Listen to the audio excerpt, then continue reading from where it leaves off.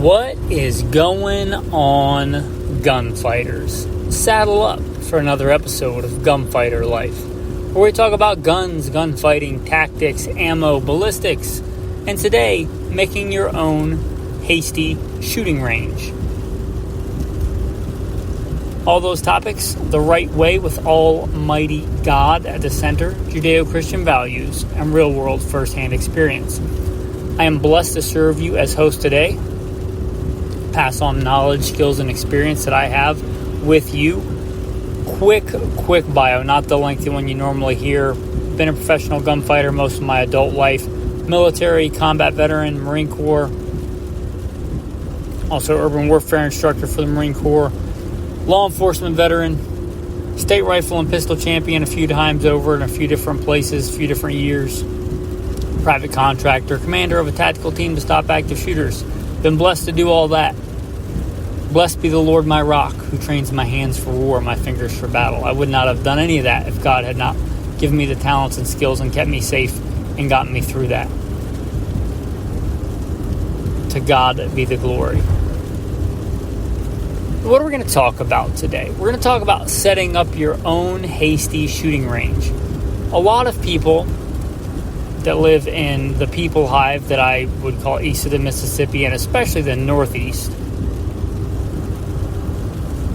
a lot of those people go to a shooting range for whatever reason. Maybe that's the only place they can shoot, or maybe that's just the culture they grew up in, and that's where they feel like they have to go shoot.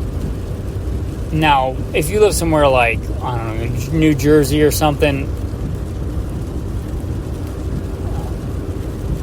you may have to shoot at a shooting range or do a really, really long drive. But in a lot of places, you can go and shoot on your own on public lands. But what's the best way to get started on that? How do you go about doing that? Well, first of all, obviously, observe your 4 firearm safety rules. Always keep your gun pointed in a safe direction, or never let your gun cover anything you're not willing to destroy. Keep your finger straightened off the trigger until you're ready to fire. Weapons on safe if applicable until you intend to fire. Know your target and consider its background. Especially that last one is not the most important one. I think 1 and 2 are by far the most important. But number 4 for this is very germane. Know your target, consider its background. We're going to start with the latter first. Your background. Let the countryside, let the terrain, the micro terrain especially, dictate how you're going to set up your range. And I guess a lot of this comes with, I guess I've just been shooting so long, there's a lot that I forget that I just inherently do. Kind of like anything else, when you've been doing it for so long, sometimes you forget there's stuff you have to explain. And when I started thinking about this, I thought about where I set up a range today, because I was out in the George Washington National Forest on the Virginia-West Virginia line, and I was out shooting this morning after a hike. And sometimes when they don't want you to use a road anymore, like an old logging road or something, they'll push up big dirt berms so nobody can drive on it. And I thought, wow, that's going to make a really good backstop for shooting, and it did. But a lot of this depends on caliber, what you're shooting, velocity of rounds, ricochets. Sometimes you can shoot at gravel of certain sizes with certain calibers, and sometimes I would not advise that with other calibers. And a lot of that depends on the range and how far away you are. But a soft dirt berm is usually preferred. Anywhere from soft dirt to sand is really good, especially out west when you get a lot of sand, pea gravel, things like that. You want to really avoid big slabs of flat rock, especially unless you really know your geometry and which way that bullet's going to go. You could use that to your advantage and have it, splatter or be angled down a different way or something. But until you know that, I would stick with soft dirt, sand, small pea gravel as your backstop. Sometimes you can find a really big and still fairly sturdy stump, because I don't advise you killing a good healthy tree to shoot at it. But if you can find a really good big healthy stump, that can also be good. If you can find a really good dirt berm, that's a really good thing to have, a really good dirt berm.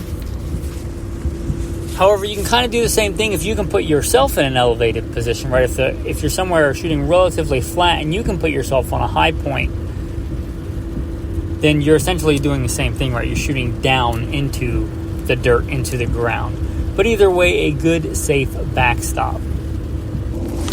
For instance, where I went shooting today was literally the end of the road. It was a giant dirt berm at the end of the road. End of like a side road, old logging road. I suspect from the area I walked around with some older, I'm not a florist, but looked like some older domestic flowers planted there and some onions. I assume it was an old homestead way back in the day, Depression era or earlier. An old homestead, but literally the end of the road, the dirt had been pushed up. But for instance, if that wasn't a big dirt berm there, I would not want to put up a range on the logging road if anybody could be coming from the other direction on the logging road, obviously. So again, know your target, consider its background. Also, note today I'm talking about a hasty range. I'm not talking about a place that you're making on your property for like long-term shooting. And of course, if you're going to do that, you'd get like a little bobcat, or you'd set up your own thing with some old railroad ties or something to make a more legit and good backstop. I'm talking about a hasty range. A lot of times I'll go out and set up a range, and that'll be the only time I'll ever shoot there. A couple of different ways you can go for the shooting of targets. The two main ones are going to be your paper or cardboard targets and or your steel targets. Let's talk about steel first. Steel is a lot of fun to shoot. It gives you that like immediate auditory feedback. There's very little cleanup. If you do it correctly, it can be very safe. It literally will usually break the bullets up into little bits. There is a minimum safe distance for steel that depends on the angle of the steel you're shooting, the type of steel you're shooting, the caliber you're shooting. Not really going to give that out. You should look that up for you. Let's say you're shooting a 9mm at a flat 90-degree steel plate. You should look up what the minimum safe distance is for that. And there's different gradings of steel. You know, you can get away with a softer steel shooting a 9mm or a 22 than you can a 30-06. It's just the reality of it. So keep that in mind, but appropriate steel at the appropriate distance, at the appropriate angle. Now, a couple of different things. I do a big chunk of my practice and have for years on what I call the head plate. It's a round steel plate about the size of a head. I wouldn't even be able to venture a decent guess at however many rounds have been put on that plate, however many times I've pulled the trigger looking at that plate, the number of drills I have done with that plate. Nothing special about that plate, it's just the one that I have. And you can do a lot with that, with just a head plate, what I would call the head plate. You can do so much with that. A couple of things, it finally fell apart not too long ago, but for a while I still have the STI. But the STI came in like a really nice, robust, soft case. And it was just about the perfect size, and I wasn't using it. My wife was helping me out, and she said, why don't we put it in here? So that steel plate went into that soft pistol case. Also in there went a bunch of spare chain and some S-hooks and some bolts. Now, if you have a decent steel plate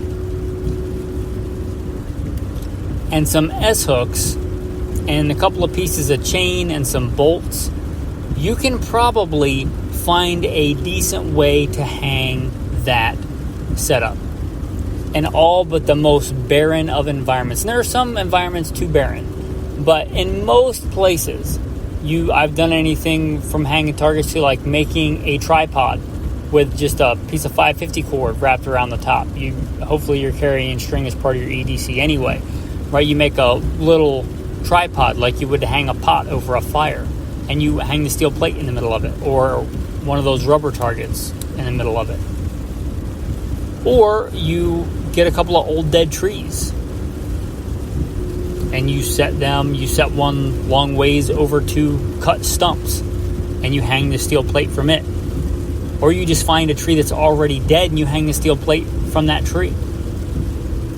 With the S-hooks and chains, you may have to configure it different ways depending on if the limb is facing you or if it's 90 degrees to you. But a lot of times that can just be real simple. If you can find an old rotten dead tree, you just put 2 S-hooks on the plate. It's got 2 holes cut in it. You just hang it from the chain on a dead limb on a dead tree. Ta-da! You got a range, right? Assuming your terrain allows it and it's safe. You might have to get a little bit more creative. You may have to get a couple of limbs or dead trees or something and hang a plate from it. What often comes in handy, if you found a place that's been logged, a lot of times they'll leave those big brush piles. And a lot of times you got a bunch of random limbs that have already been cut down and they're just going to sit there and rot in a pile. And you can hang your steel plate off of it.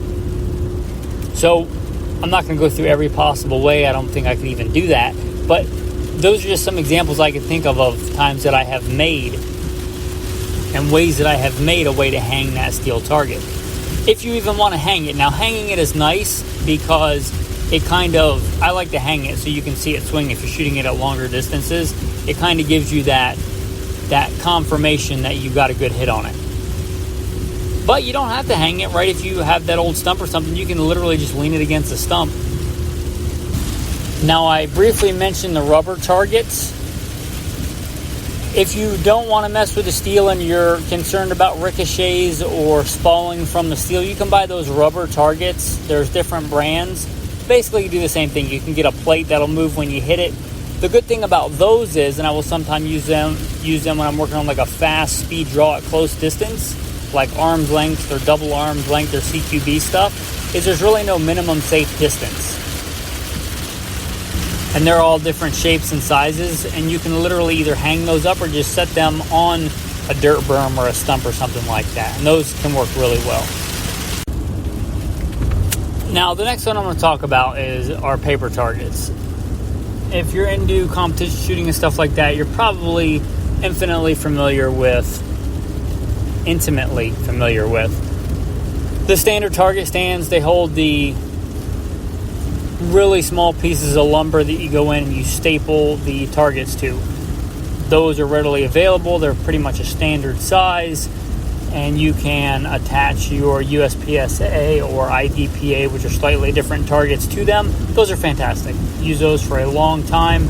I don't actually have any right now because I switched to something else, but they are fantastic and they're probably the standard.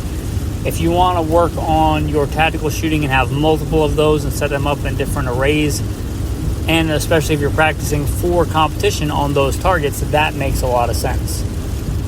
A lot of those stands, especially the better ones, will have something on the bottom to make them a little bit more stable, and they'll have holes drilled in them. Get some of those really big nails. I don't know what size they are, but you probably know what I'm talking about. They're like a giant 10 spike. The big nails, have a couple of those.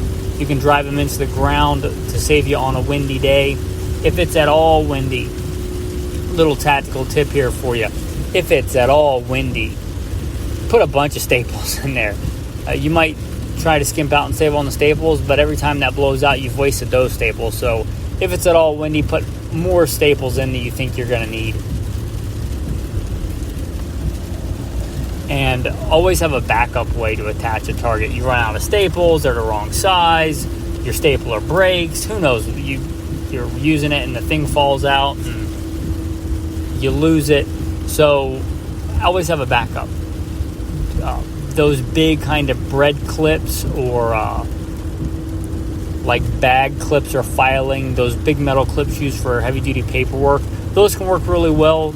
It's not bad to have a couple of those as a backup. Also, just good old duct tape. You probably want that in your truck or in your range kit anyway. So have a spare way to attach those targets. That's one of the biggest pain in the butts. They also have a menagerie of different wire type target stands. Some of these are better than others. The cheaper ones are just really bad. The better ones are actually not bad at all. And I've actually gone to prefer those. I wish I could remember the brand that I use. I honestly can't remember, but they're big orange ones. They stick in the ground. The only downside of those are if you're in really rocky ground, which you can get into sometimes out west, really, really rocky terrain without a lot of soft dirt, it can be hard to find a place to push them into. That said, even if you can't, sometimes you can just lean them up against something on the rack, but they just basically have their own built-in clips. As long as you don't shoot the clips, which I have done, they last for quite a while. They're just very minimalist, and you can just take, they have like a standard set size cardboard target that you can buy, and you can use those, and those work great. Or you can just save really big boxes and cut them out and adjust it to that size. Those are really good, easy, simple, lightweight solution. Keep a couple in the back of the truck, as you might imagine. As like today, driving back across country, just, hey, I'm in the national forest, I'm camping, I'm hiking, and the weather's not bad. Why don't I do some shooting? Pull out the cardboard, set up the range, good to go. Now the cardboard / paper targets, if you want to do it even cheaper, and I keep these in the back of the truck too, just keep a bunch of different paper targets, and you can use the same piece of cardboard and just attach more paper. Like if you want to use a classic B27 or a B8 target or something like that, and just put it on whatever your standard for accuracy is, you can just put that on the cardboard and have a bunch of those. They're cheap and really handy. Also, if you're doing any kind of sighting in or finer work, you might want to have, and I also keep these in my range bag, are small little sticky targets. They can literally be just small, those bright colored stickers that you get at like Dollar Tree for prices or for writing stuff on for like a yard sale, or you can get the purpose printed little small, like quarter size or even smaller stickers. But if you're trying to do finer work like sighting in a rifle, having that smaller target can really come in handy. And even though I like shooting steel, sometimes shooting cardboard is just a little bit better, I think, because if you're trying to like sight something in, you can kind of measure a little bit more precisely. You can mark the target, the holes with a Sharpie, and see how much adjustment those corrections have made. Things like that. So sometimes I prefer steel, and often I prefer steel, but sometimes it's good to have cardboard. Also, it's easier to mess with big cardboard targets than it is big steel targets. Big steel targets, especially if you get a few of them, they can get quite heavy. And if you want to go that route, I wouldn't fault you. But, you put 4 or 5 human-sized torso steel targets, you're talking about quite a bit of weight. And the apparatuses to hang those and keep those steady, that could turn into your own little like mini competition shooting shed setup, and there's nothing wrong with that, but we're more talking about an impromptu range today. So if you want to do things like a Mozambique drill, 2 to the chest, 1 to the head on a full-size target, or like a El Presidente drill or something like that, I think it's a little bit easier to do that on cardboard targets. You get several of those wire stands and several pieces of cardboard. They still can lay relatively flat and take up very little space, very little weight. You probably fit that in a Prius. I don't know. I don't have a Prius, but you could probably fit enough to do a El Presidente drill in a Prius, to give you an idea. Not going to take up a lot of space, a lot of weight. Also, I've seen this before at Walmart. Not all Walmarts do this, I don't think, but I've seen it before where they sell their used boxes. Like they literally have them for sale in the middle of an aisle or something. If you live in the modern world, you probably get boxes, but getting big boxes that are good for like a full-size silhouette target can sometimes be harder. So a little tip there, sometimes you can find them at Walmart. Not like the brand new boxes they sell that would get quite expensive, but sometimes they have a section where they sell their like used cardboard. You can buy boxes. And those are pretty affordable. And I don't have a monopoly on this. There probably are many other ideas and many different ways to skin a cat on building your own range. Those are some of the things I've used over the years that are kind of my go-tos. Either just hanging that steel head plate or setting up a cardboard stand with the cardboard targets.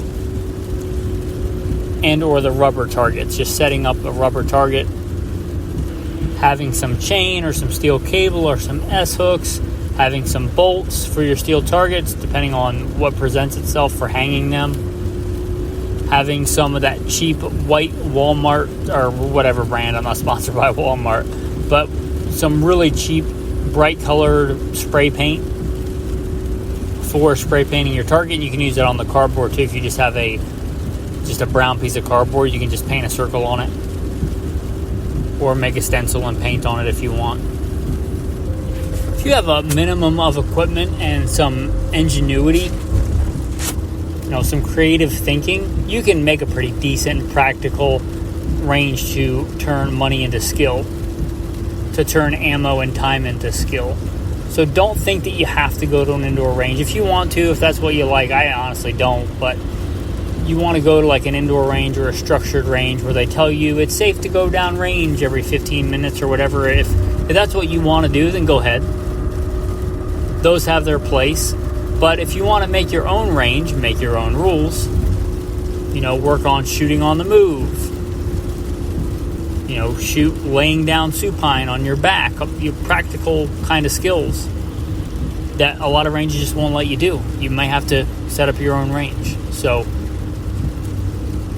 anyway, just some ideas. I hope that helps.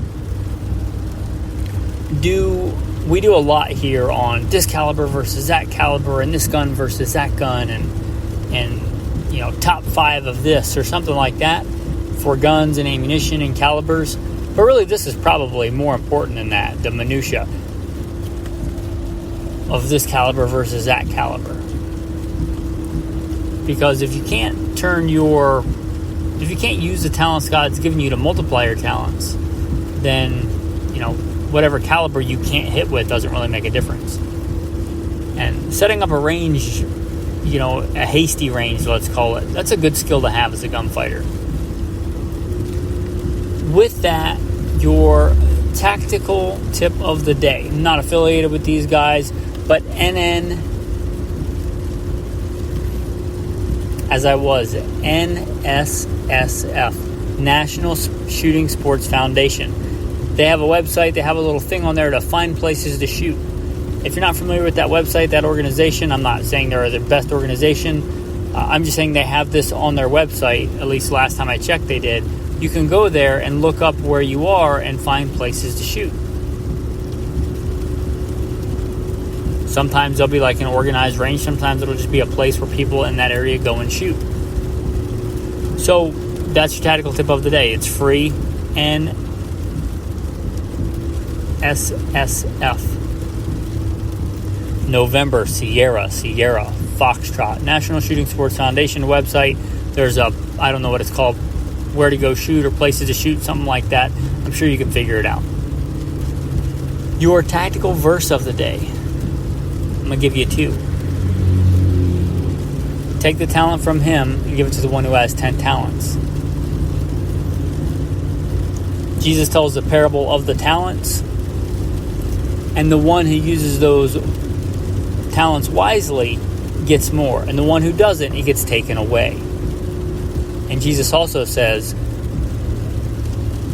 when he's kind of concluding this parable, he says, to he who has, more shall be given, and he will have in abundance.